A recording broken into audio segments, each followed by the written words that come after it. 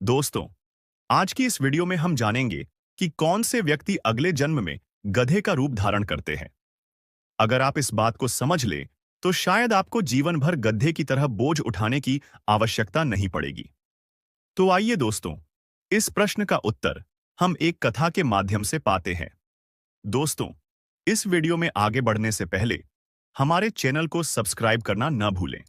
Comment box में लिखे जय श्री कृष्ण। दोस्तों, एक बार देवी लक्ष्मी भगवान विष्णु जी के पास आई और कहने लगी, हे प्रभु, आज मैं आपसे एक महत्वपूर्ण प्रश्न का उत्तर जानने आई हूं। भगवान विष्णु मुस्कुराते हुए बोले, हे देवी, पूछिए, कौन सा प्रश्न आपको परेशान कर रहा है? मैं निश्चित रूप से आपके प्रश्न का उत्तर दूंगा। देवी लक्ष्मी ने कहा, हे प्रभु, मुझे यह जानना है कि किस प्रकार के लोग मृत्यु के बाद गधे का जन्म प्राप्त करते हैं। तब भगवान विष्णु जी बोले, हे देवी, इसका उत्तर मैं आपको एक कथा के माध्यम से दूंगा, तो आप इस कथा को ध्यान से सुनिएगा। भगवान विष्णु जी कहते हैं, हे देवी, एक समय की बात है, एक अत्यंत ज्ञानी और विद्वान पंडित जी थे, जो प्रतिदिन नदी पार करके एक धनी व्यापारी को कथा सुनाने जाया करते थे। व्यापारी उन्हें कथा के बदले रोज 1 रुपए का दान दिया करता था। पंडित जी का रोज का यही नियम था, रोज नदी पार करना, कथा सुनाना और वापस लौटना।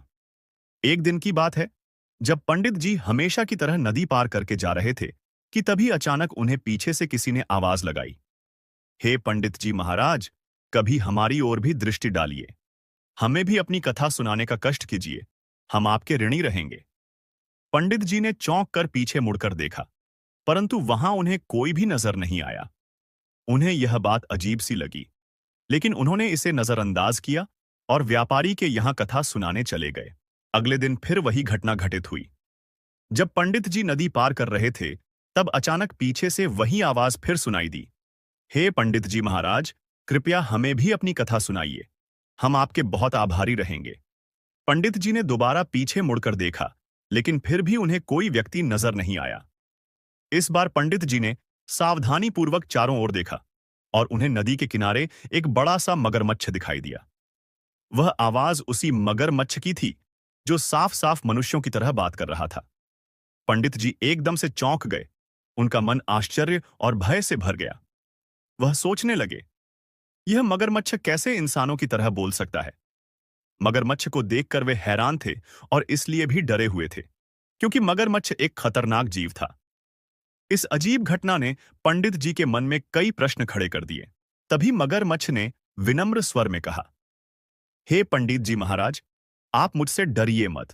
मैं आपको कोई नुकसान नहीं पहुंचाऊंगा, बल्कि मैं आपसे केवल कथा सुनने की प्रार्थना कर रहा हूं। कृपया आप अपना यह अमूल्य ज्ञान मुझे भी प्रदान करें। मैं आपकी कथा यूं ही नहीं सुनूंगा, बदले में मैं आपको प्रतिदिन एक सोने की मुद्रा भेंट करूंगा। सोने की मुद्रा की बात सुनकर पंडित जी का चेहरा खिल उठा। उनके मन में लालच जाग उठा। वह सोचने लगे, मुझे तो धन चाहिए, चाहे वह व्यापारी से आए या इस मगरमच्छ से, क्या फर्क पड़ता है? मुझे तो सोने की मुद्रा ही चाहिए। अब पंडित जी रोजाना उस मगरमच्छ को कथा सुनाने लगे और मगरमच्छ भी हर दिन कथा के बदले में पंडित जी को सोने की एक मुद्रा भेंट करता। इस तरह समय बीतता गया और पंडित जी की कथाएं सुनाते हुए कई महीने गुजर गए। एक दिन हमेशा की तरह पंडित जी ने मगरमच्छ को कथा सुनाई। कथा समाप्त होने के बाद मगरमच्छ ने कहा, हे पंडित जी महाराज, अब मेरा समय समाप्त हो चुका है। मैं काशी यात्रा पर जाना चाहता हूं। क्या आप भी मेरे साथ चलेंगे? पंडित जी थोड़ी देर सोच में पड़ गए। मगरमच्छ ने आगे कहा, हे पंडित जी महाराज, यदि आप मेरे साथ काशी नहीं आना चाहते, तो यह सोने से भरा घड़ा लेकर आप अपने घर लौट जाइए। पंडित जी ने कुछ देर सोचा और काशी जाने से मना कर दिया और उन्होंने मगरमच्छ से सोने से भरा घड़ा लिया और अपने घर की ओर चल दिए। जैसे ही पंडित जी सोने का घड़ा लेकर घर जाने के लिए आगे बढ़ने लगे, तब मगरमच्छ उनके पीछे जोर जोर से हंसने लगा। पंडित जी को यह बात बहुत अजीब लगी। उसकी इतनी तेज हंसी सुनकर पंडित जी चकित रह गए और सोचने लगे, आखिर यह मगरमच्छ इतने जोर से क्यों हंस रहा है? आश्चर्य से भरे पंडित जी वापस मगरमच्छ के पास लौट आए और उससे पूछा, हे मगरमच्छ, तुम इतनी जोर जोर से क्यों हंस रहे हो? इसका कारण क्या है? तब मगरमच्छ मुस्कुराते हुए बोला, हे पंडित जी महाराज, यदि आप सच में मेरी हंसी का कारण जानना चाहते हैं तो अपने पड़ोसी धोबी के घर जाइए। उसने एक गधा पाला हुआ है। आप जाकर के उस गधे से पूछिए, वह आपको सारी बात बता देगा। अब पंडित जी और भी अधिक चकित हो गए। उन्होंने मन ही मन सोचा, मगरमच्छ के हंसने का कारण एक गधा कैसे जान सकता है। यह सोचकर वे अपने घर लौट आए, लेकिन 2-3 दिनों तक उसी बात में उलझे रहे और बार बार सोचते रहे, मगरमच्छ ने मुझसे ऐसा क्यों कहा। आखिरकार जब वे इस दुविधा से बाहर नहीं निकल पाए तो उन्होंने धोबी के घर जाने का निर्णय लिया। वहां पहुंचकर वे उस गड्ढे के सामने जाकर खड़े हो गए, लेकिन एक नई चिंता ने उन्हें घेर लिया। क्या एक पंडित होकर गड्ढे से कुछ पूछना उचित है? अगर किसी ने मुझे गड्ढे से बात करते देख लिया तो लोग क्या सोचेंगे? पागल समझेंगे। लेकिन मगरमच्छ की हंसी का कारण जानने की जिज्ञासा पंडित जी को लगातार परेशान कर रही थी। अंत में शर्माते हुए पंडित जी ने गड्ढे से कहा, हे मूर्ख गड्ढे, मैं यहां उस मगरमच्छ के हंसने का कारण जानने आया हूं। बताओ, वह मगरमच्छ मुझ पर क्यों हंस रहा था? आश्चर्य की बात यह थी कि वह गधा भी मनुष्यों की भाषा में बोलने लगा। गधे ने पंडित जी को समझाते हुए कहना शुरू किया, हे पंडित जी महाराज, पूर्व जन्म में मैं एक राजा का मंत्री था। उस समय राजा को मुझसे अत्यधिक स्नेह था, इसलिए वे मुझे हमेशा अपने साथ रखते थे। मैं भी राजा का प्रिय होने के कारण सभी राजसी सुख सुविधाओं का आनंद लिया करता था। एक दिन राजा ने मुझसे काशी जाने का आग्रह किया। उन्होंने कहा कि मैं भी उनके साथ चलूं। भला मैं राजा का साथ कैसे ठुकरा सकता था?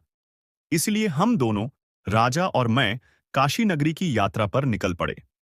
काशी पहुंचकर गंगा के घाट का दृश्य इतना अद्भुत था कि राजा का वहां मन लग गया।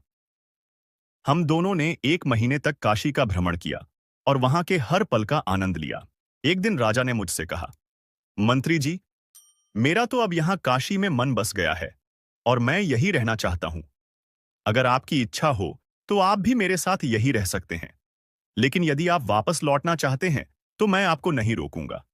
यह हीरे मोतियों से भरा घड़ा ले जाइए और नगर में जाकर राजसी सुखों का आनंद लीजिए। गधा बोला, पंडित जी, मैंने राजा से वह हीरे मोतियों से भरा घड़ा ले लिया और नगर में वापस लौट आया। राजा का सिंहासन संभालकर मैंने राज्य का संचालन किया, लेकिन उसी लोभ और सांसारिक सुखों के कारण मुझे इस जन्म में गधे के रूप में जन्म लेना पड़ा, क्योंकि मैंने मोक्ष के पवित्र मार्ग को त्याग कर भोग विलास का रास्ता चुना। इसलिए भगवान ने मुझे दंड स्वरूप गधे का जीवन दिया है। आपने भी वही गलती की जो मैंने की थी। आपने मगरमच्छ को ज्ञान देकर उसे बैरागी बना दिया और वह मोक्ष के मार्ग पर चला गया। लेकिन आप है जो स्वयं ज्ञान से भरे हुए हैं, सांसारिक सुखों के पीछे लगे रहे और मोक्ष के मार्ग से दूर हो गए। आपने मगरमच्छ से धन स्वीकार कर उसके साथ न जाकर सांसारिक सुखों को चुना। गधा पंडित जी को समझाने लगा, हे पंडित जी, मगरमच्छ आप पर इसलिए जोर जोर से हंस रहा था क्योंकि वह आपके ज्ञान से मुक्त हो गया, लेकिन आप स्वयं उसी दलदल में फंसे रह गए। ऐसा ज्ञान किस काम का जो दूसरों को राह दिखाए लेकिन खुद को अंधकार में रखे। आप अपने ज्ञान से दूसरों का उद्धार कर सकते हैं, लेकिन खुद का नहीं। ज्ञान का असली उद्देश्य मनुष्य को भावनात्मक और सांसारिक बंधनों से मुक्त करना है, लेकिन आप तो उन बंधनों में और अधिक उलझते जा रहे हैं। हे पंडित जी, याद रखिए, जो स्वयं बंधनों में जकड़ा हो वह दूसरों को मुक्त नहीं कर सकता।